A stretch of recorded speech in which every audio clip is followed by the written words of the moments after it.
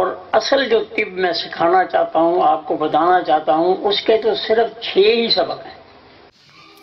السلام علیکم جی، آج ہم بات کریں گے شوگر پہ کہ پاکستان میں شوگر کا بہت واویلا ہے۔ ہر آدمی کو اسی پریشانی میں مبتلا ہے، ہر آدمی کہ کہیں مجھے شوگر تو نہیں ہو گئی، میری شوگر کا کیا بنے گا۔ اس میں استاد محترم سید نعمت علی شاہ صاحب بتائیں گے کہ شوگر کی اقسام کیا ہے اور کس حد تک اس پہ کنٹرول کیا جا سکتا ہے یا کنٹرول نہیں کیا جا سکتا۔ وہ آج بھی نامکمل ہے اور کل بھی نامکمل ہے، وہ کوئی حکیم ہو یا کوئی طب ہو۔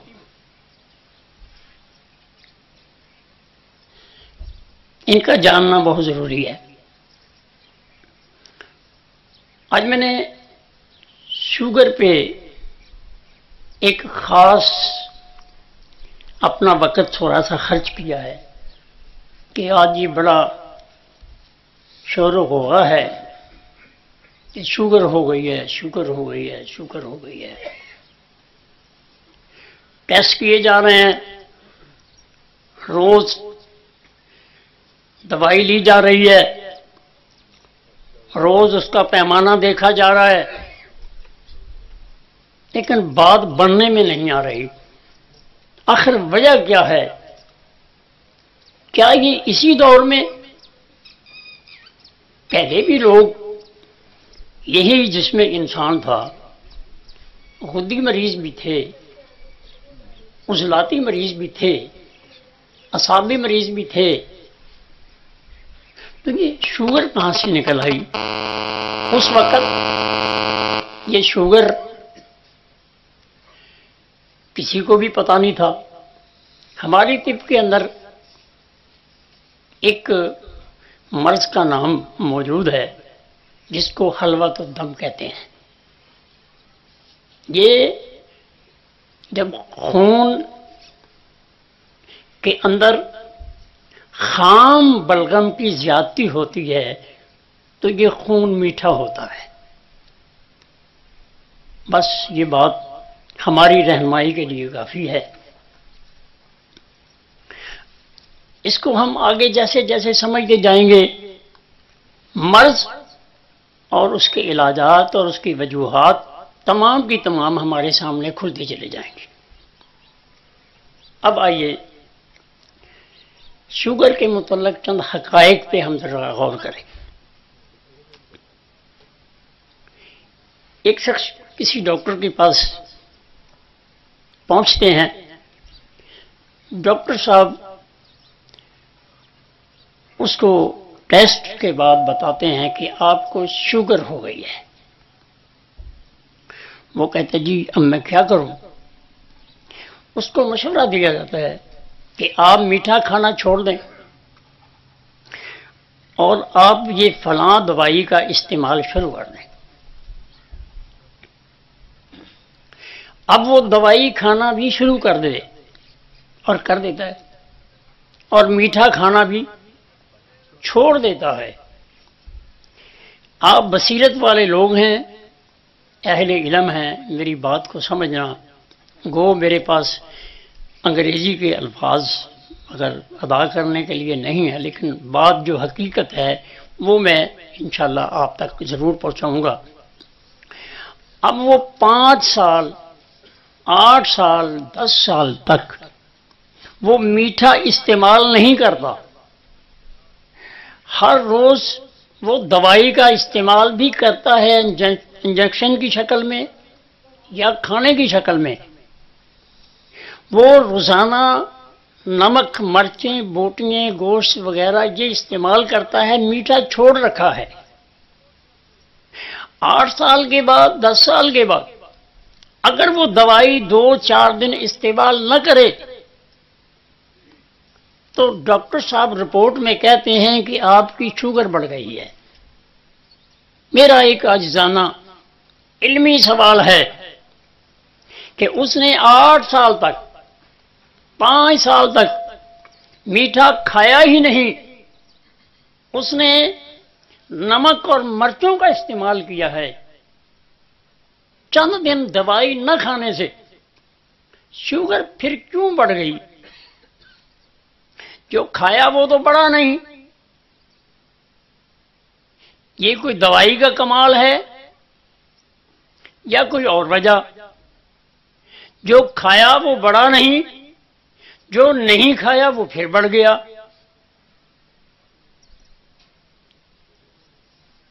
پھر ایک اور بات سامنے آتی ہے کہ جی یہ ٹینشن سے بھی، فکرات سے بھی، سوچ سے بھی شوگر ہو جاتی ہے. اگلا میرا پھر ایک عاجزانہ سوال ہے کہ ایک آدمی غریب ہے، اس کے 2-4 بچے جوان ہونے کو آئے ہیں، سکول کی پڑھائی ہے، مکان کرائے پر ہے، کاروبار زیادہ نہیں ہے، وہ ہر وقت تفکرات میں ہے کہ میں نے اپنا نظام جو چلانا ہے وہ مشکل ہے. میرا یہ سوال ہے کہ ڈاکٹر صاحب ایسی کون سی دوائی ہے جو اس کے مکان کا کرایہ ادا کر دے، اس کے بچوں کی فیس ادا کر دے، اس کے گھر کا نظام چلا دے؟ اور اگر یہ دوائی نہیں ہے تو پھر اس کو کیا دیا جا رہا ہے؟ اس کا علاج کیا ہو رہا ہے؟ اگر آپ علاج ممرضہ سے، اسباب ممرضہ سے اگر آپ واقف نہیں ہیں تو پھر آپ سمجھ لیں کہ کوئی اور ہی رستہ آپ نے اپنایا ہوا ہے. مرض کا سبب تو یہ ہے، وہ سبب تو اسی جگہ، علاج کیا ہو رہا ہے؟ اگلی بات،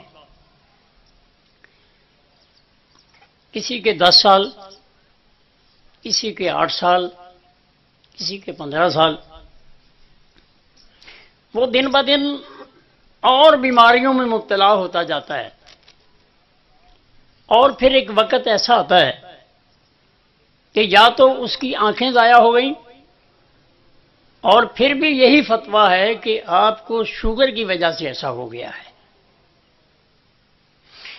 یا اس کے گردوں نے کام کرنا چھوڑ دیا، پھر بھی یہی کہا جاتا ہے کہ یہ شوگر کی وجہ سے ہو گیا. اس کے پیٹ میں پانی پڑ گیا، پھر بھی یہی کہا جاتا ہے کہ یہ شوگر کی وجہ سے ہو گیا. اس کے اعضاء کو کاٹ دیا جاتا ہے، اور پھر بھی یہی کہا جاتا ہے کہ یہ شوگر کی وجہ سے ہو گیا.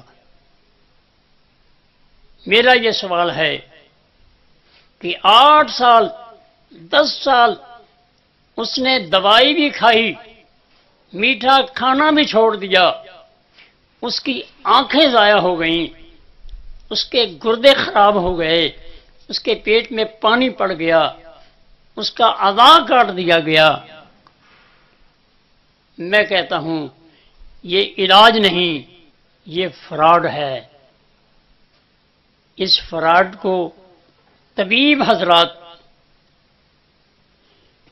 اسباب ممرضہ کو سمجھتے ہوئے اس ہر مریض کے لیے وہ پیام شفا ثابت ہو سکتے ہیں اگر وہ اسباب ممرضہ کو جان لیں. اور طب یونانی یا مفردہ ایک ہی بات ہے. ہماری اس طب، ہمارے یہ حکماء ایسے طریقہ علاج کو ہم اپنے جوتی کی نوک پہ رکھتے ہیں. دوائی نہیں کھلائی، میٹھا بھی نہیں کھلایا گیا، اس کا پاؤں، اس کا اعضاء، اس کے گردے خراب ہو گئے. تو میں آپ سے گزارش کروں گا کہ آپ اس طب کو سیکھیں. آج میں نے آپ کو بتانا ہے، آپ کی احساس کمتری کو میں نے آج ختم کرنا ہے. آپ سمجھیں شوگر ہے کیا، قانون طب کیا کہتی ہے، اس کا علاج کیا ہے، اسباب ممرضہ پہ پہلے غور کریں گے۔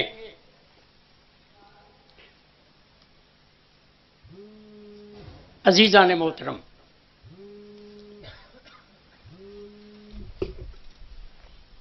ایک تحریک ہے، ایک تسکین ہے اور ایک تحلیل ہے۔ آج مختصر سی بات کروں گا اس پہ، پھر آگے چل کے انشاءاللہ اس پہ لمبی بات ہوگی، کیونکہ میں نے اب آپ کو شوگر کے بارے میں کچھ سمجھانا ہے، تو یہ تین لفظ بہت ضروری ہیں۔ ایک تحریک، ایک تسکین اور ایک تحلیل۔ پھر میری گزارش ہے، ہم نے اپنے طب کو تقسیم نہیں کرنا کہ یہ یونانی ہے، یہ ملتانی ہے، یہ ایرانی ہے، یہ ہندوستانی ہے، یہ پاکستانی نہیں، طب ایک ہی ہے۔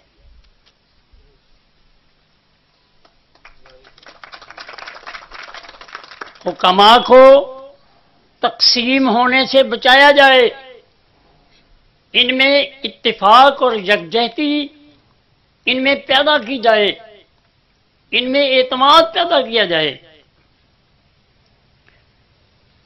تو عزیزان محترم، مختصر جملوں کے ساتھ جو سب کی سمجھ میں آنے والی بات ہے وہ عرض کرتا ہوں۔ جسم میں جو خلت بڑھ رہی ہے اس کا نام تحریک ہے۔ جو چیز بڑھ رہی ہے، سودا بڑھ رہا ہے، سفرا بڑھ رہا ہے، یا بلغم بڑھ رہا ہے، یا جگر اگر تحریک میں ہے تو سفرا بڑھ رہا ہے، اگر دل میں تحریک ہے تو سودا بڑھ رہا ہے، اور اگر دماغ میں تحریک ہے تو بلغم بڑھ رہا ہے۔ تحریک اس کو کہتے ہیں کہ جو چیز بڑھ رہی ہے وہاں تحریک کا لفظ استعمال کیا جائے گا۔ جو چیز کم ہو رہی ہے، تحریک کے سبب جو چیز کم ہو رہی ہے اس کو تحلیل کہیں گے۔ جو بڑھ رہی ہے وہ تحریک ہے، جو کم ہو رہی ہے وہ تحلیل ہے، اور جو چیز نہیں بن رہی اس کا نام تسکین ہے۔ سمجھ آ گئی؟ جو بڑھ رہی ہے وہ تحریک ہے، جو کم ہو رہی ہے، نقصان ہو رہا ہے، اس کا نام تحلیل ہے، اور جو نہیں بن رہی اس کا نام تسکین ہے۔ اب ہم دیکھیں کہ اب ان تین چیزوں کو ہم شوگر کی طرف اب لے کر آتے ہیں۔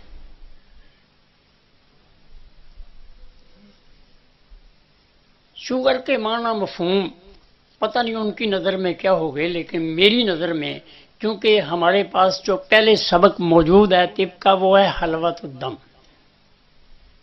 خون کا میٹھا ہو جانا۔ یہ قانون مفرد اعضاء میں اس کو اعصابی غدی کہیں گے، طب یونانی میں اس کو تر گرم کہیں گے، اور اس کو خام بلغم کہیں گے۔ تینوں میں سے جو چاہے آپ نام استعمال کریں، مقصد وہی ایک ہے۔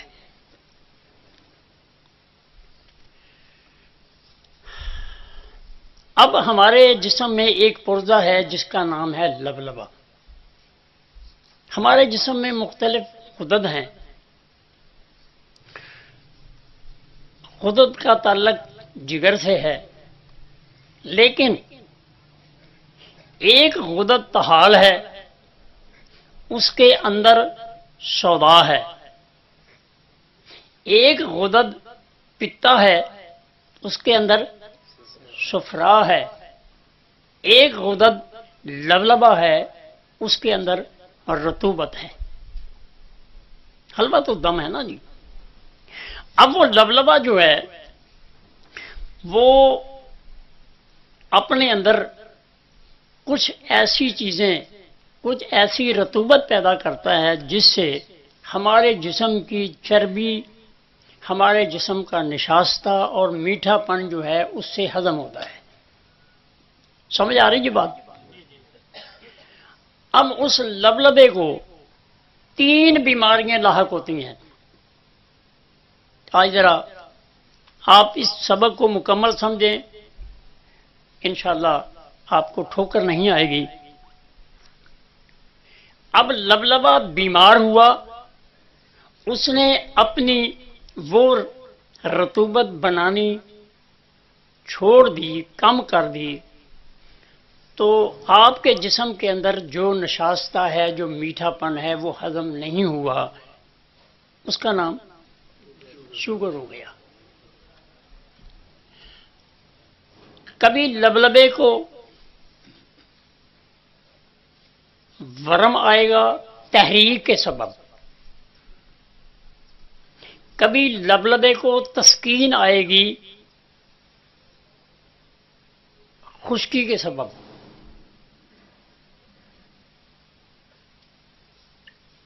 اور کبھی اس میں تحلیل آئے گی عصابیت کی وجہ سے، بلغم اور رطوبت کی وجہ سے. اب لبلبے کو 3 چیزوں نے متاثر کیا ہے.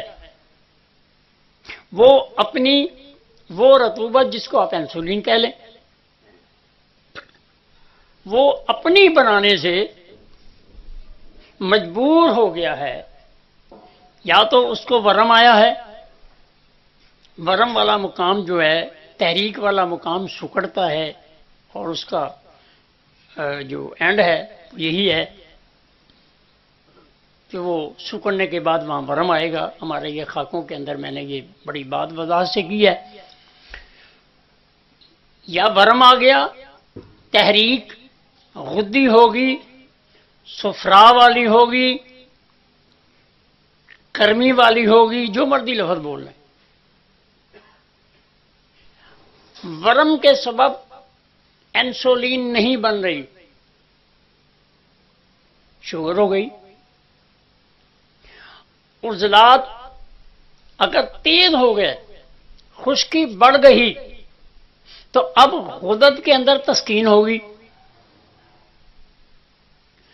تسکین کے سبب اس کے اندر فاسد رطوبات جمع ہیں، وہ اپنا کام کرنے سے اپنی قوت جو ہے وہ نہیں پوری رکھتا، اس لیے وہ جو انسولین ہے وہ نہیں بنا رہا.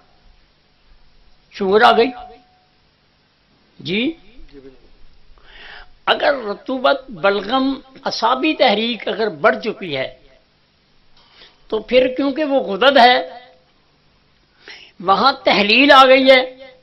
اب تحلیل کے سبب لٹک گیا ہے، کمزور ہو گیا ہے، تو وہ پھر بھی اپنی انسولین نہیں بنا رہا، لہذا پھر بھی شوگر آ گئی. سمجھ آ رہی جی؟ انشاءاللہ بعد میں سوال کے لیے بھی آپ کو موقع دیا جائے گا.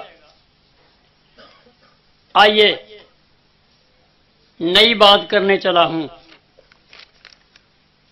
لکھ لیں، دل کے خاص دریچے میں لکھ لیں، دل و دماغ حاضر کر کے میری بات سمجھ لیں. اگر تحریک عضلاتی ہوگی تو آپ کہہ سکتے ہیں کہ آپ کا لبلبہ کچھ انسولین بنا رہا ہے اور کچھ نہیں بنا رہا. آپ کو شوگر ہے لیکن اتنی زیادہ نہیں ہے، کم ہے جی. قانون ہے، ٹول نہیں ہے، اندازہ نہیں ہے. جس کی نبض عضلاتی غدی، مرض والی، صحت والی نہیں، مرض والی نبض اگر عضلاتی غدی ہے تو آپ کہہ سکتے ہیں کہ بھائی آپ کے جسم میں کچھ شوگر ہے اور کچھ ہضم ہو رہی ہے. کیونکہ تسکین کا معنی یہی ہے کہ کچھ کام ہو رہا ہے اور کچھ نہیں ہو رہا. اگر نبض غدی ہے، یہ ایک بہت باریک سی بات ہے، اس کو بھی ذرا غور سے سمجھیں. نبض گرمی والی ہے، اب عضلات میں تحلیل ہے، عضلات میں تحلیل ہے. اب شوگر کو ہضم کرنا تھا عضلات میں. جی قانون کے تحت بلغم کو اگر سودا میں تبدیل کرتا ہے تو وہ دل کا سسٹم ہے. اب وہ تحلیل میں آ گیا، تحلیل کے سبب جو شوگر ہضم ہونی تھی وہ نہ ہو سکی عضلات کے تحلیل کی وجہ سے. سمجھ آ رہی ہے؟ تحریک خودی ہے اور تحلیل. دیکھو جی رطوبت و تسکین کے سبب وہاں پوری بن ہی نہیں رہی. تسکین ہے نا دماغ و اعصاب میں، تو رطوبت تو نہیں بن رہی، کم بن رہی ہے. لیکن جتنی بھی وہ شوگر اس کے جسم میں جا رہی ہے کسی بھی طریقے سے، اب وہ ہضم نہیں ہو رہی، کیونکہ ہضم کرنی تھی عضلات نے. عضلات تحلیل میں ہیں، شوگر آ گئی. جب تحریک عضلاتی ہو تو آپ کہیں گے کہ آپ کی شوگر جو ہے وہ کچھ بن رہی ہے، کچھ ہضم ہو رہی ہے اور کچھ نہیں ہو رہی. آپ کی شوگر کا لیول درمیانہ ہے. اگر اس کی نبض غدی ہے تو آپ برملا کہہ دیں کہ بھائی کبھی آپ کی شوگر ہائی ہوتی ہے اور کبھی وہ ڈاؤن ہو جاتی ہے، اس کو شربت پلانا پڑتا ہے.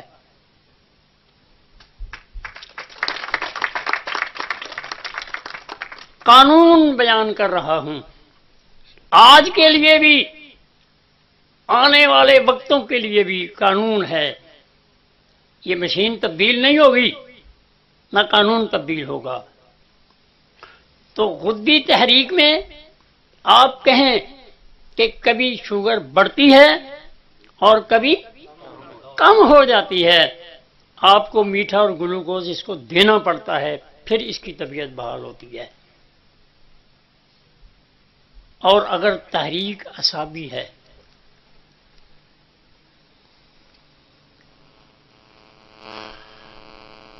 اگر تحریک اعصابی ہے تو تحلیل کہاں ہوئی؟ غدد میں، لبلبے میں. اب لبلبے کو تو فالج ہو گیا ہے، وہ تو لٹک گیا ہے. آپ کہیں کہ آپ کے جسم کے اندر بہت زیادہ شوگر اپنا کھیل کھیل رہی ہے. کیوں جی نبض سے شوگر کا پتہ چلا کہ نہ چلا؟ جی